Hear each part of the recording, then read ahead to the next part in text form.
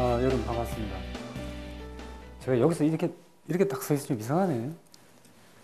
교단도 있고 이제 연단도 있고 이래야 되는데 베이비 제가 한 두세 달 전에 베이비 부모에 관한 책을 썼습니다. 그런데 원래 50대들이 책을 하나도 안 사본다고 그러더라고요. 근데 책이 상당히 많이 팔렸어요. 그게 아마 그 50대들의 절박함, 아마 이런 것들을 반영하는 것이 아닌가 그런 생각을 합니다. 베이비 부모에 관한 것을 제가 쓴 배경을 간단히 좀 말씀을 드리고, 전반적인 그 베이비 부모가 지금 처해 있는 상황이라고 할까, 그런 걸 간단히 말씀을 좀 드리고자 합니다. 제가 56년생인데 생각보다는 좀 늙어 보이나요? 마음은 상당히 젊습니다. 근데 50대 이제 중후반이 되니까 지난 세월이 자꾸 생각이 나요. 그러니까 지난 세월 동안 내가 뭘 했는가에 대한 반성을 자꾸 하게 되고, 어느 날 내가 그래도 뭐 교수니까 좀 나은데, 어느 날 연구실에서 내가 쓴 책을 이제 한꺼번에 모아놨는데, 그 책을 보니까 좀 허무하더라고요. 왜냐하면 저게 소설도 아니고, 그 다음에 읽는 사람이 한정되어 있습니다. 그리고 내가 뭐 이렇게 하면 내 자랑처럼 생각이 되지만, 한 20여 권을 썼는데, 그 중에서 대부분의 책이 도서관으로 들어가 버렸어요. 실제로 지금 그걸 가지고서 사람들이 다시 애지중지해서 읽는 책이 아닙니다. 갑자기 어떤 생각이 들었냐 하면, 내 인생이 도서관으로 들어가 버렸구나. 그냥 저장고에 들어가서 지금 그러면 그러니까 내 인생이 그냥 정립돼 버린 건가? 그냥 허무하죠. 아마 이 허무함은 직종은 다르겠지만 여러 직업에 종사하시는 분들도 아마 그런 생각을 할 겁니다. 그게 결국 이제 저희 정체성에 관한 얘기인데, 아마 일반 시민들이 이렇게 물어보겠죠. 그래도 서울대학교 교수가 왜 그렇게 한 일도 많을 텐데 허무함을 왜 느껴야 되느냐, 아마 이런 질문도 하실 겁니다. 좀 사치스럽지 않느냐, 그런 질문도 할 겁니다만은, 개인적으로 다 이제 그런 반성이나 성찰의 시간이 있죠. 그게 결국 이제 베이비 부모는 결국 나의 문제다. 베이비 부모가 아시겠지만 55년생부터 63년생까지의 인생 집단을 의미를 합니다. 요 집단이 6.25 끝나고 나서 출생률이 급증한 때니까, 아주 급증해서 이제 떨어질 때가 63년생이고, 그래서 그 집단을 베이비 부모라고 하는데, 전국에 약 715만 명가량이 존재하고 있습니다. 나에 대한 질문이기도 하고, 결국은 이게 제가 이제 사회학자니까, 그러면 나와 동시대를 살았던 사람들은 지금 어떤 심정일 것인가에 대한 질문으로 다가왔죠. 그러니까 이 세대 속에서 나를 구성했죠. 그 세대가 살아왔던 역사적인, 사회적인 그 경험 속에 내 경험이 있고, 그리고 내가 한국 사회를 조금 더 정의롭고 괜찮은 사회를 만들고자 했던 지난 30년 동안의 나의 직업의 궤적이 그분들 속에 녹아있다는 생각을 했습니다. 그 세대 정체성이 곧 나의 정체성이 되는 거죠. 나는 어떻게 살았을까? 이 세대는 어떻게 살았을까가 다시 새삼스럽게 다가오기 시작했어요. 그래서 작년 12월 달에 11월 말부터 그 생각을 하던 차에 대리기사를 만났습니다. 시내에서 술 한잔 마시고 오는데 대리기사가 나랑 나이가 비슷하더라고요. 그래서 물어봤어요. 올해 몇 살이십니까? 그랬더니 이 양반이 좀 쭈삣쭈삣 하던데 58년 개띠에 58년 개띠 좀 이상하죠, 그죠? 58년 개띠는 인생이 기구하다, 팔자가 기구하다라고 흔히들 그렇게 생각합니다. 그 실제로 기구한 그 시대가 예를 들어 중학교, 고등학교 올라갈 때 계속 입시가 바뀌고 그랬거든요. 대학 들어갈 때 대학 입시가 바뀌고 그랬어요. 그러니까 바뀌는 그 문을 바로바로 통과했던 분들이 58년생들입니다. 그분이 여기서 어떻게 이렇게 대리운전을 하게 됐냐 물어봤더니 2년 전에 퇴직을 했고 지금 55세였어요. 53세에 퇴직했습니다. 그러니까 그분은 제가 이제 생각을 해봤던 베이비 부모의 전형성을 갖고 있던 분입니다. 고등학교 졸업자고, 그리고 중견기업에 있다가 부장으로 퇴직을 했어요. 53세에 퇴직을 했습니다. 그리고 지난 2년 동안을 뭔가 하다가 아무튼 노력을 하다가 잘 안 됐어요. 집에 있다 보니까 부부 관계가 조금 위험해지기 시작했어요. 하루에 3끼를 먹어야 되니까 조금 이제 안 되겠다. 그래서 저녁에 나온 거예요. 나와서 대리운전이라도 하자. 그래서 저를 만난 겁니다. 그래서 제가 그랬습니다. 한편 좀 서글프더라고요. 야, 우리가 참 어렵게 살아왔는데, 어렵게 살았다는 이런 겁니다. 70년대의 산업화의 산업공단에 가득 차 있었던 그 직원들이 전부 다 베이비 부모들이었어요. 우리가 흔히 얘기하는 공돌이, 공순이의 그 역사적인 용어를 구성했던 세대가 지금 50대입니다. 그런데 그 우여곡절을 거쳐서 지금 이제 대리운전을 하고 있다. 이 속을 퍼졌어요. 그래서 제가 하루에 일당 얼마 보세요? 되게 한 5, 6만 원 버신다고 그러더라고요. 그래서 오늘 제가 드릴 테니까 오늘 저하고 술 한잔 합시다. 그래서 술을 한잔 했습니다. 그래서 2시간을 들었어요. 그리고 돌아온 길에 마음이 참 착잡하더군요. 아, 우리가 이렇게 살았구나.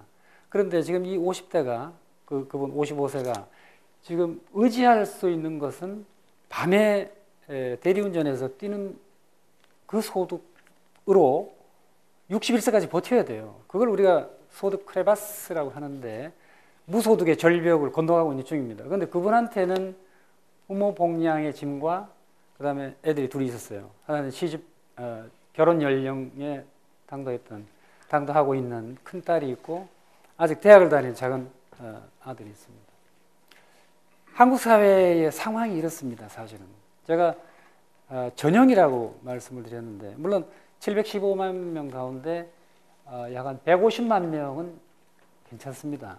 근데 밑에 한 500만 명 정도는 자영업자 그중에 300만 명이 있는데 사실 400만 명 내지 500만 명 정도는 노후가 완전히 보장되지 않은 상태로 지금 노년을 진입하고 있고 노년을 진입하기 직전에 그 문턱에서 인생 주기의 짐을 완료하지 않은 상태입니다. 만약에 그 짐을 완료했을 때 그분들의 상황이 어떨 것인가? 실제로 조사에 의하면 평균 3억 정도의 부동산을 갖고 있고 그리고 1억 5천 정도의 퇴직금을 가지고 나옵니다. 그런데 퇴직한 이후에 한 1, 2년 사이에 5천만 원 내지 1억을 되게 까먹고 현금을 한 5천만 원을 갖고 있어요. 그 상태에서 그 짐을 가지고 있고 무소득의 크레바스를 건너야 되고 그 다음에 노후 준비를 해야 된다.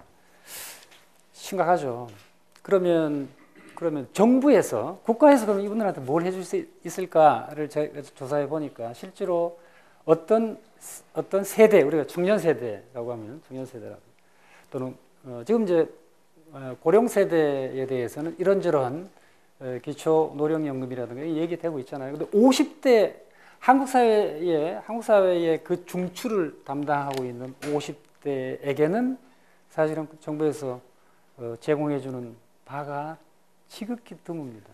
그러니까 어떻게 보면 좀 심하게 얘기하면 버려진 연령대. 그러나 짐은 가장 무겁게 지고 있는 그 연령대다라고 생각을 했어요. 특성을 한번 좀 얘기를 해보겠습니다. 제가 조사를 해보니까 50대들의 80%는 시골 출신이에요. 그러니까 인류학적인 어떤 특성을 한번 생각을 해보면 80%는 시골 출신이에요. 중학교 때에 읍으로 나왔다가 고등학교 때 조금 큰 도시 왔다가 대학교 때 대도시로 나옵니다. 이게 일반적으로 80%의 50대가 지내왔던 경로입니다. 우리 과에 교수가 15분이 있는데 서울 출신이 2사람뿐이 없어요. 나머지 전부 다 시골에서 올라왔어요. 저기 뭐 소백산, 지리산 다 그래요. 그런데 전 세계에서 한 세대가 인생 주기의 어떤 지리적 이동을 이렇게 한 적이 별로 없습니다. 그것은 되게 아시겠지만 1960년대 중반에 우리나라 인구의 2분의 1이 아마 넘을 텐데 농촌을 떠나서 도시로 왔어요. 그 와중에 이 50대 베이비 부모가 동시에 거의 업혀왔거나 손에 끌려왔거나 그렇게 이동을 한 거죠. 이게 이제 인류학적인 어떤 그 생애의 경험이라고 할 수 있습니다. 경제학적으로는 빈손으로 출발했지만 그래도 중산층까지 올라오려고 하는 긴 여정을 거쳐왔어요. 어떤 분은 성공을 했고 그렇지 않은 분은 상당히 많습니다. 아까 말씀드린 것처럼 우리나라의 소득 양극화라고 하는 게 엄청나잖아요. 그런데 이 50대에 훨씬 더 증폭된 채로 소득 양극화 또는 재산 양극화가 50대에 집중이 되어 있습니다. 그러니까 부를 가지고 있는 위에 한 100만 명과 그렇지 않은 밑에 400만 명이 완전히 갈라져 있고 미래의 전망도 그런 형태로 갈라져 있다. 이게 아주 심각하죠. 계층의 양극화, 현재 소득도 마찬가지입니다. 소득도 아래 위가 완전히 갈라진 상태입니다. 자영업자의 50대 전국에 자영업자 600만 명이 있습니다. 650만 명 정도 됩니다.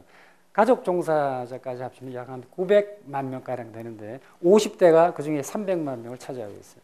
그런데 한 달에 200만 원의 소득을 올리지 못하는 그 밑에 영세업자가 80% 이상 됩니다. 그 심각하죠. 어떻게 살고 있는가? 모르겠어요. 어떻게 살고 있는가? 이거를 좀 현장에서 조사를 해봐야 됩니다. 사회학적인 특성들이 있어요.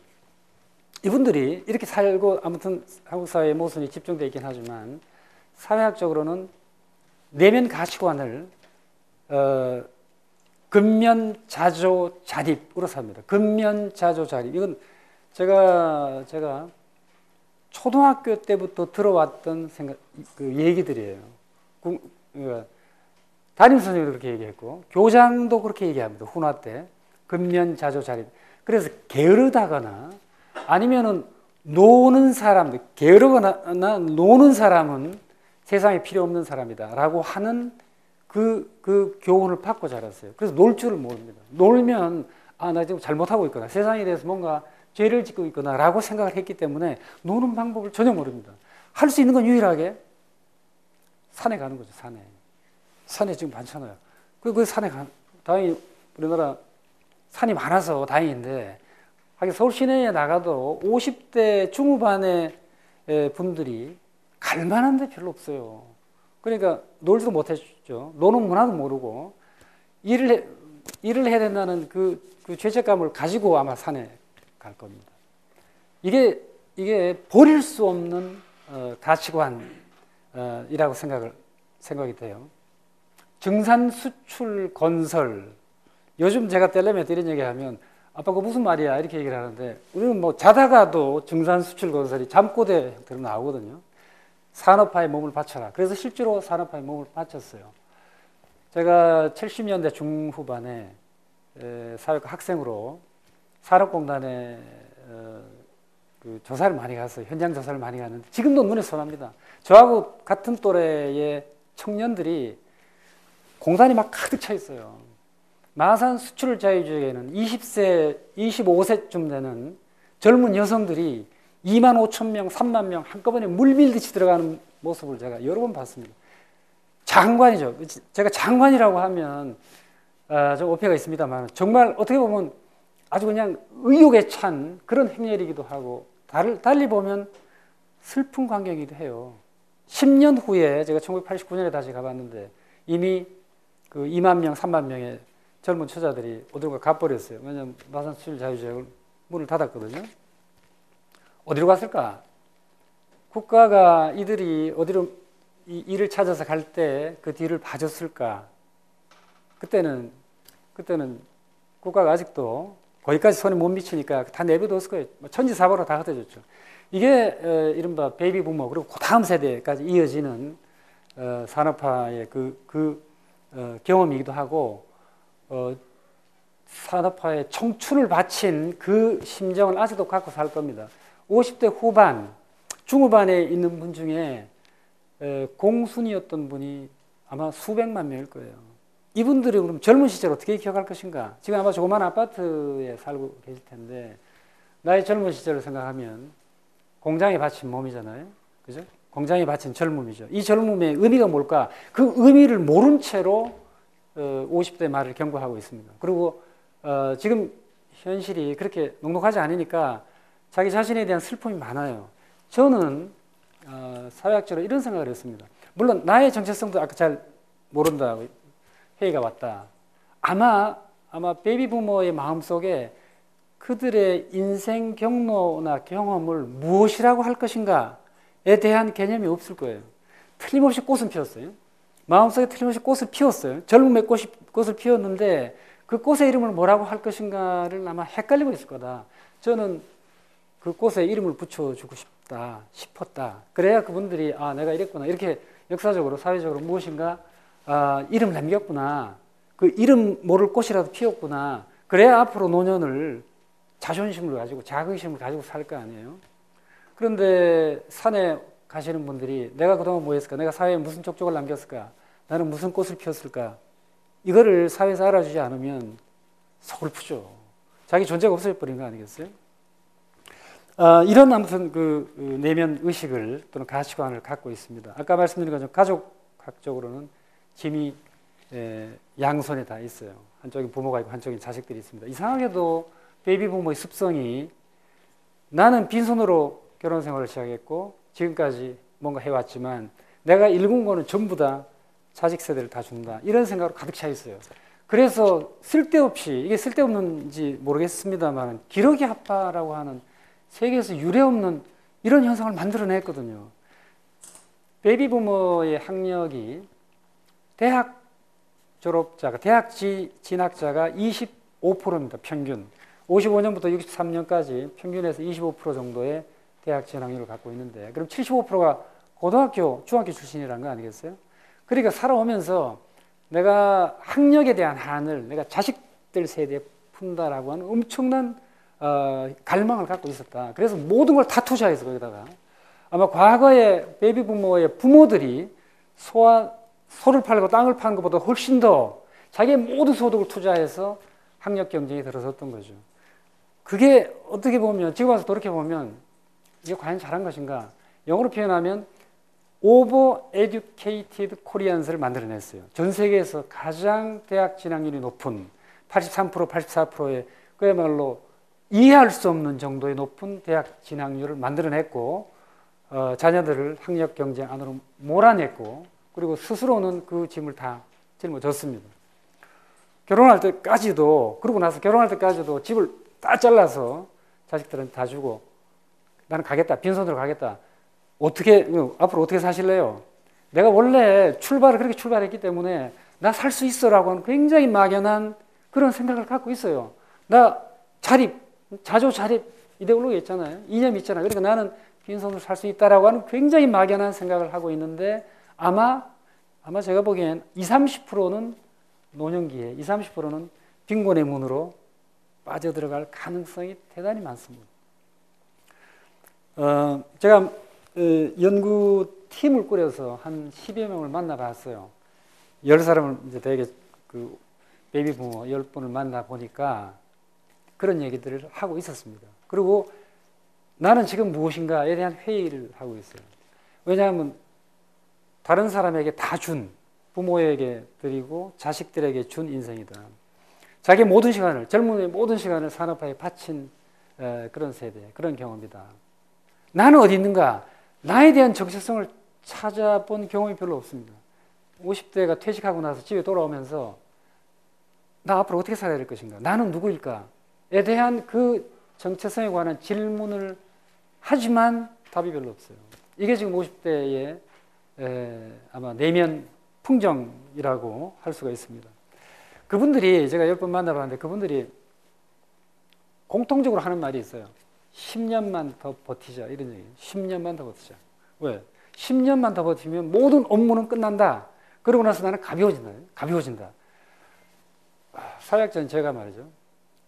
그 다음에는 어떻게 하실래요? 라는 말을 사실은 질문을 잘 못하겠더라고요. 10년 뒤에 어떻게 사시겠어요? 어떻게 하실래요? 내면은 비어 있습니다. 근데 10년 동안 앞으로 해야 될 일들이 있어요. 아직 끝나지 않았어요. 그런데 환경은 이렇게 되어 있습니다. 이게 지금 베이비 부모의 상황이다. 제가 어떻게 보면 조금 과장되게 말씀을 드리고 있는지 모르겠으나 제가 아무튼 현장에서 그 조사한 바에 의하면 아무튼 그런 결론을 내릴 수가 있습니다. 제가 전반적으로 이제 결론을 내려보면요. 제가 이름을 붙였어요. 베이비 부모는 가교 세대다. 이렇게 이름을 붙였습니다. 당신들은 가교 세대는 여기를 연결하는 거 아니겠어요? 두 가지 의미만 말씀드리겠습니다. 세대론적으로 가교를 했다. 또 하나는 시대론적으로 다리를 놓아서 이었다. 세대라고 하는 이런 겁니다. 아버지 세대가 농민 세대죠, 그죠? 그건 뭐 아마 90%가 농민입니다. 저희 아버지도 농민이었어요. 저희 사회학과에 15명, 교수님 13명은 농민이에요. 아버지가 농민이에요. 근데 자기 아들은 농민이고 GNP, 1인당 GNP 50불 시대. 근데 자기 아들, 딸은 1인당 GNP 10,000불 시대 또는 15,000불 시대의 자식들이죠. 세상에서 아마 전 세계적으로 보건데 아버지 세대 50불, 자식 세대 15,000불을 이어놓은 세대는 유례 없이 찾아볼 수가 없어요. 이게 한국뿐입니다, 실제로. 그걸 연결했어요. 농업 세대와 IT 세대를 연결시켜 버렸습니다. 이 먼 거리를 어떻게 연결했을까? 저희도 잘 몰라요. 그 경험을 우리가 좀 들여다봐야 돼. 이게 세대의 독특한 경험만은 아니고 실제로 이 경험 속에서 얻어지는 교훈을 다른 세대한테 보여줘야 됩니다. 우리가 이렇게 살았다. 실제로 이렇게 하다 보면 내면 풍경이 정말 호전해진다. 내면 속에 들어가 보면 벽에 말이죠. 아마 그림도 안 걸려 있을 거라고요. 굉장히 허망하다고 할까요? 이게 말하자면 세대를 연결한 그런 경험입니다. 근데 참 재밌게도 저희들이 베이비 부모가 유년 시절에는 아무것도 없이 빈몸으로 놀았잖아요. 장난감 이런 것도 없고. 그런데 이상하게 그 베이비 부모들이 차를 만들어냈어요. 세계적인 자동차 산업을 일군 세대입니다. 놀 때 고무신 가지고, 검정 고무신 있잖아요. 검정 고무신 가지고 시냇물에 막 뛰면서 놀았는데 그 세대가 세계적인 조선 산업을 일궈냈어요. 우리 베이비 부모 자랄 때 전화기 없었습니다. 60년대 중반 돼야 겨우 무슨 백색 전화, 청색 전화 이런 게 들어왔는데 전화기라고 하는 걸 몰랐던 세대가 이 스마트폰을 만들어냈어요. 저는 이거를 어떻게 설명해야 될지 정말 모르겠습니다. 이걸 설명해내야 돼요. 없는 데서 있는 걸 창조한 거죠. 그래놓고 지금 이제 물러나고 있는 중입니다. 시대론적 가교란 아까 조금 말씀드렸습니다만 사실은 1970년대의 젊은 시절을 보냈잖아요. 70년대의 젊은 시절을 보냈어요. 제가 1975년에 대학을 들어갔으니까 70년대가 제 젊음입니다. 근데 제가 그때 70년대를 지냈을 때는 그 생각을 못 했는데 지금 와서 보니까 60년대까지 근대적인 풍경이 전개되고 있었어요. 근대적인 풍경이란 말하자면 개화기 때부터 시작해서 계속 되어 왔던 풍경이 60년대에 거의 끝나가고 그러면서 70년대에 새로운 것들이 막 만들어지고 있었습니다. 그게 현대였어요. 그게 현대였구나. 그걸 지금은 알겠습니다. 60년대 근대가 끝나고 의욕의 찬, 계획된 현대가 출발하고 있을 그때에 젊은 청년 우리들이 나도 모르게 그거를 잊고 있었다. 전차가 근대의 상징이죠, 그죠? 전차가 1898년에 도입됐습니다. 그런데 전차가 없어진 게 1960년대 말이에요. 그리고 지하철이 뚫렸어요. 1974년에 지하철이 현대적인 거죠. 이걸 한번 연결한다고 생각해 보세요. 그 연결을 이게 근대와 현대를 연결하는 이 아찔한 시간대를 넘어왔구나. 그런 생각을 요즘에서 좀 하게 됩니다. 예전에 좀 우스갯소리지만 제가 미국 유학을 1980년대 중반에 갔는데요. 한국에서 온 분들이 한국에서 온 그 방문 교수들이 뭐냐면 요즘 서울에서 유행하는 말이 있대. 그게 뭐냐 그랬더니 요즘도 세수하세요 이런 그런 말이 유행한데 요즘도 세수하세요? 80년대 중반입니다. 그래서 그게 무슨 얘기냐 그랬더니 이제 샤워하는 시대로 전환한 거예요. 그죠? 이제 샤워하는 시대.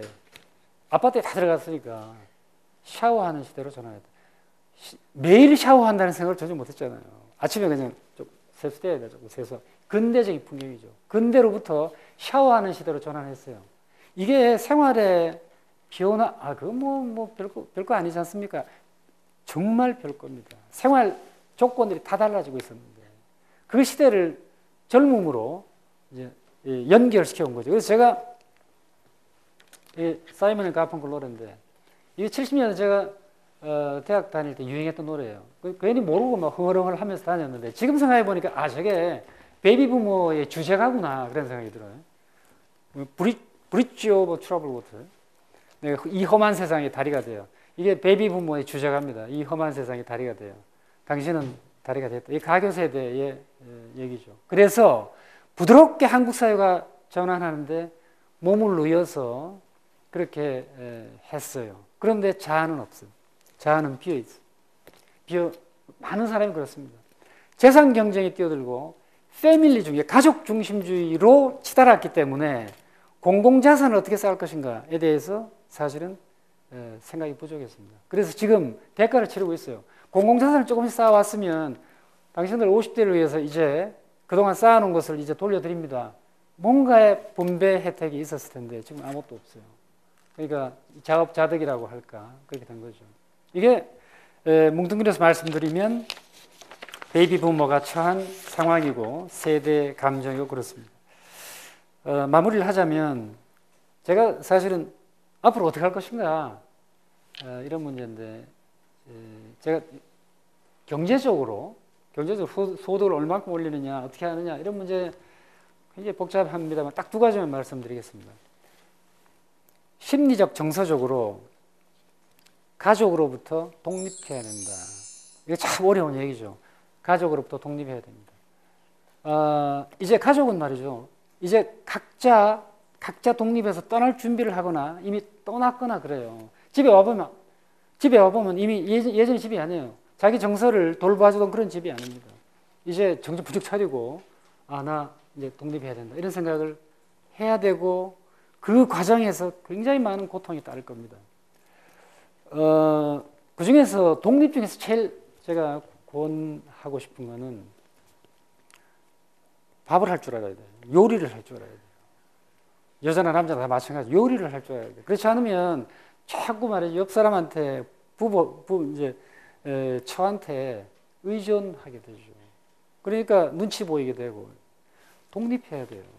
근데 실제로 50대는 충효 사상과 아마 남존 사상의 유교 문화의 끝세대이기 때문에 부엌에 들어간 사람 별로 없을 겁니다. 밥 하는 거를 배운 사람도 별로 없어요. 잘 못해요. 근데 이제 앞으로 한 30년 지내야 되니까 실제로 어떻게 하면 나는 정서적으로 그 다음에 가족 안에서 분업해서 어떻게 독립할 것인가를 생각해야 됩니다. 뭐 중요하지만 그 정도 하고요. 사회적으로는 이번에 그 고용 연장 법안이 통과됐잖아요. 저는 전적으로 동의합니다. 다만 조건이 있어요. 그 조건이란 젊은 사람들의 일자리를 건드리지 마라. 젊은 사람들의 일자리 건드리지 말고 그 내부에서 해결해라. 그런 얘기인데 실제로 정부에서는 그 법안을 통과시켜 놓고 손을 놓고 있어요. 손 놓고 있으면 재앙입니다. 무슨 재앙이냐? 젊은 사람들한테 재앙이에요. 그리고 안에 젊은 사람들 재앙이죠. 기업들도 실제로 고용 연장의 모든 부담이 기업주에게 떨어졌을 때 경제 전체에 흔들림이 옵니다. 후속 조치가 필요해요. 그 후속 조치를 지금 젊은 사람들이 제기를 해야 되고 사회적으로도 뭐 경제학자라든가 다른 노동이나 또는 직업을 전공하는 분들이 그걸 제안을 해줘야 됩니다. 실제로 일본에서 이 고용 연장이 성공을 했는데 그래서 50대가 65세까지 올해부터 65세입니다. 65세까지 연장하는데 성공을 했는데 그것을 가능하게 하기 위해서 정부에서 엄청난 정책적인 보완을 계속 해왔어요. 근데 우리나라는 지금 논의 끝입니다. 이런 문제가 경제 전체를 충격을 줄 가능성이 많기 때문에 그런 점들 잘 고려해야 된다. 마지막으로 제가 50대 베이비 부모를 너무 과도하게 부각했는지 모르겠는데 실제로 지금 40대가 이대로 두면 40대가 50대로 진입했을 때 똑같은 상황이 벌어지고요. 30대에 마찬가지로 똑같은 상황이 벌어집니다. 가장 중추 세력인 이 한국 사회 중심을 버티고 있는 50대가 잘 버틸 수 있도록 제도적으로 만들어줘야 돼요. 그래야지 계속 인구 집단이 지나가면서 한국 사회가 잘 버텨진다. 이런 문제를 단 50대뿐만이 아니고 어떻게 보면 한국 사회 전체 문제라고 생각한다면 지금 제가 말씀드린 것이 반드시 부분적이고 그 인구 집단에 한정된 것만은 아니다는 것을 아마 조금은 눈치챌 수 있을 겁니다. 그런 심정으로 이 어느 날 귀로에서를 들으면 정말 심각해져요. 비장해지고 그렇습니다. 제 얘기는 여기서 마치겠습니다. 감사합니다.